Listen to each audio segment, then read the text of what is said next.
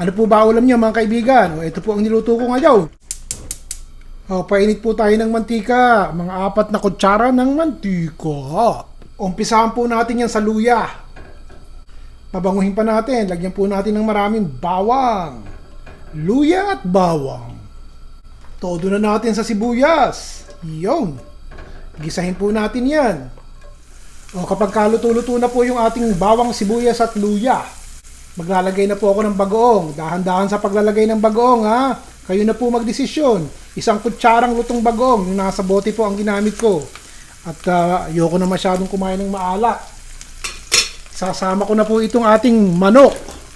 Yung manok, napansin nyo ba? Wala ng buto, wala ng bala. At hiniwa ng maninipes. Lutuin po natin yan. Magkakasama na yung ating bagoong at manok. Mabango eh. Lutuin po muna natin itong manok, ha. Prituhin natin bago natin ilagay yung susunod na ricado. Nakita nyo, yung maninipis na hiwa ng manok, lumiliit na. Pag piprito, maganda na. Hindi na po baboy ang aking inihalo. Mainam na itong manok at walang taba, walang buto.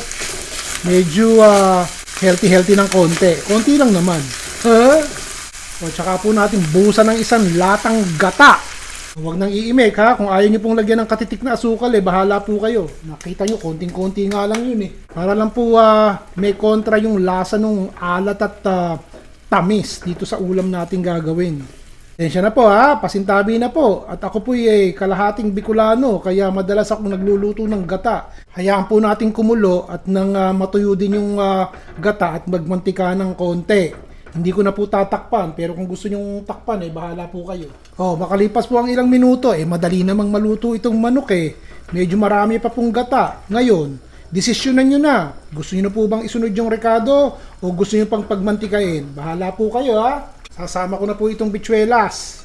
Magkano po ba kilo ng bichuelas sa atin ngayon? Yan. Sige. Tsaka ako ngayon siya tatakpan at hihinaan ko na po yung apoy ng bahagya. At hayaan na nating maluto ng katitik yung ating bichuelas. Makalipas ang ilang minuto, lalagyan ko na po ng malunggay. Habang may malunggay ako sa refrigerator, makikita niyo po itong malunggay na laging merong partisipasyon sa ulam natin.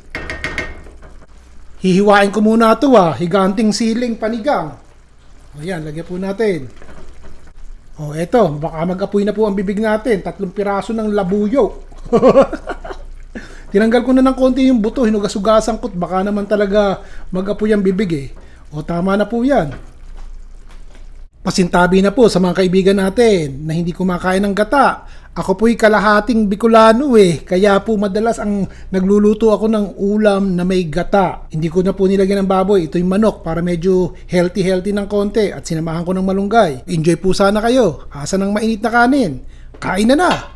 Kung nagugustuhan niyo po ang mga ulam na ibinabahagi ko sa inyo, pwede po ba isulat niyo ang comment niyo sa baba at nang mabasa ko at nang ako naman po ay matuwa. Kung sumablay man, uulitin ko next time. Itatry ko po at nang magustuhan niyo. Okay po ba? Maraming salamat. Si Ron Bilaro po.